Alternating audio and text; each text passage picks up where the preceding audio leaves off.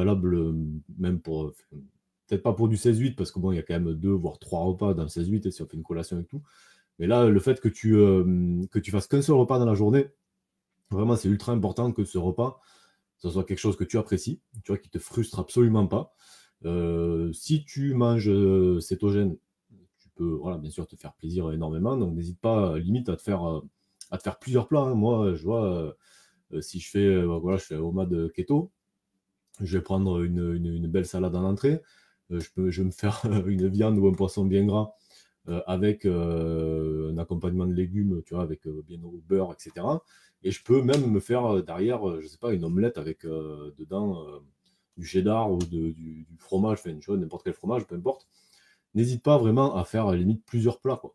Tu vois, c'est vraiment, il faut vraiment que tu finisses, que tu sois repu, que tu n'aies plus faim du tout, et que, comment dire, voilà, qu'il y ait plus de place dans ton estomac, quoi. Vraiment, vraiment, tu t'es mis bien.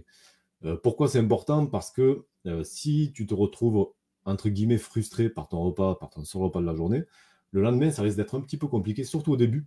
Les débuts sont forcément un petit peu difficiles. Si tu n'as pas fait un très bon repas la veille, le lendemain, tu as la faim qui va arriver et qui risque de te tarauder un peu plus que si tu avais fait vraiment un bon repas qui t'avait vraiment fait du bien.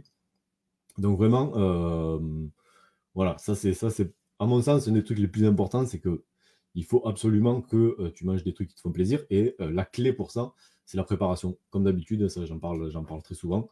La préparation, c'est la clé. Il faut pas, enfin, moi je pense, en général, un petit peu toute la journée à ce que je vais manger le soir.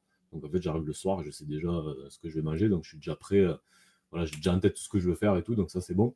La grosse erreur à pas faire, c'est d'arriver le soir, d'avoir rien préparé du tout, d'avoir le frigo vide. Tu vois, et c'est les moments où ben là, tu risques un petit peu de dérailler, ou tu vas te faire un truc pas forcément, voilà, tu vas te jeter sur ben, de la junk food, un truc comme ça. Et ben, ça, clairement, c'est pas top, c'est pas ce qu'on veut. Donc, Julie qui me demande, en choisissant de dîner, est-il conseillé de faire une petite marche après ou pas, s'il te plaît? Ben, peu importe, j'ai envie de te dire, du moment que c'est qu'une petite marche, parce que tu vas te sentir quand même un petit peu, pas forcément ballonné, tu vois, c'est pas forcément le cas, mais voilà, tu vas te faire un très beau repas, voilà, tu as la digestion qui va se mettre en place, etc., etc. Donc tu vas risquer d'avoir un petit coup de mou. Donc faire une petite marche, ouais, complètement, ça peut être très bon. Aller faire du sport de manière intensive juste derrière, là, par contre, je pense pas que ce soit adapté du tout. Mais une petite marche, pourquoi pas. Scarby qui me dit, mais ta vie sociale, familiale, moi j'ai la maison pleine, compliquée. Ben oui, ben en fait, on se retrouve que le soir pour manger, puisque le midi, bon, moi je suis au travail et ma compagne également. Donc notre fille, ben, était sur la nounou, là, à partir de la rentrée, elle sera à l'école. Donc ben, le soir, voilà, on mange tous ensemble, un très bon repas, et il n'y a pas de problème. Voilà, même ma compagne s'y met un petit peu, donc c'est cool. Et non, non, il y a pas de problème. Donald qui me demande à quelle fréquence par semaine peut-on faire le homard. Tu le fais quand tu veux. Moi, généralement, c'est plutôt du lundi au vendredi. Ça peut m'arriver de le faire le week-end aussi, mais il n'y a pas de règle. Vraiment, il n'y a pas de règle. Pour s'y habituer, effectivement, le mieux, c'est de le faire le plus souvent possible, et c'est là où tu auras les meilleurs résultats. Néanmoins, tu peux, de temps en temps, ben, entrecouper. Si tu as une journée où ça t'arrange de manger à midi, ben, mange à midi et tu remanges le soir, c'est pas grave, hein, il n'y a aucun problème avec ça. C'est pas une religion, hein, tu peux faire, voilà, c'est très flexible, tu peux faire un petit peu ce que tu veux. Allez, on avance.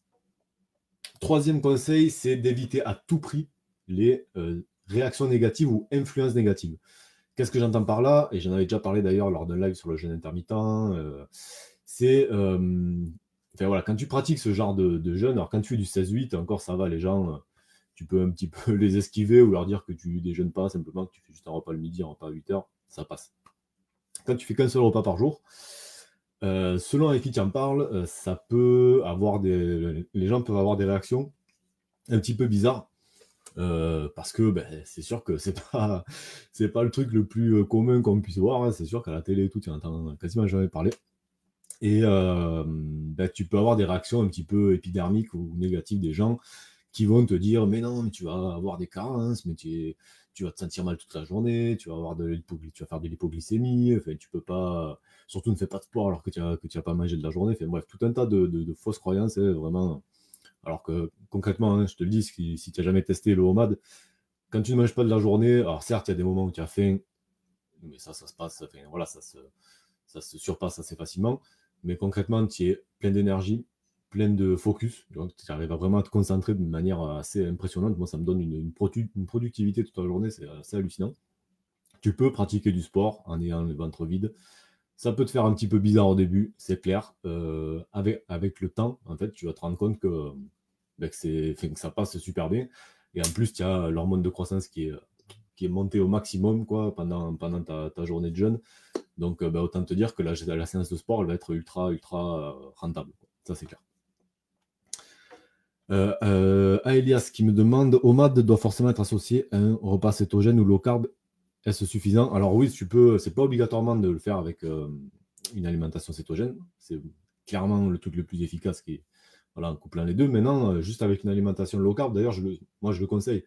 Faire un one meal a day et le soir manger, je sais pas moi, 300 ou 400 grammes de pâtes, des féculents à bloc et tout, franchement, moi, à mon sens, c'est un truc vraiment qui va freiner tes résultats à mort.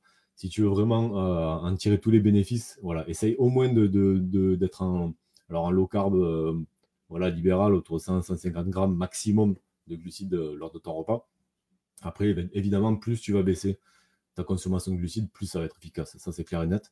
Là, il n'y a pas de, voilà, il a pas de secret. Ça, c'est vraiment un des leviers, quoi. Vu que tu es on va dire au max du jeûne intermittent, donc tu peux pas aller plus loin. Après, tu passes dans du jeûne long, c'est encore différent. Ton autre levier, ça va être baisser les glucides. Et là, ben, vraiment, voilà, plus tu te rapproches du cétogène, mieux c'est. Mais le low carb aussi, tu auras aussi des résultats. Il n'y a aucun problème avec ça. Et surtout, si en plus tu fais du sport, franchement, là, c'est les trois trucs ensemble, c'est vraiment top. Vraiment, ça cartonne.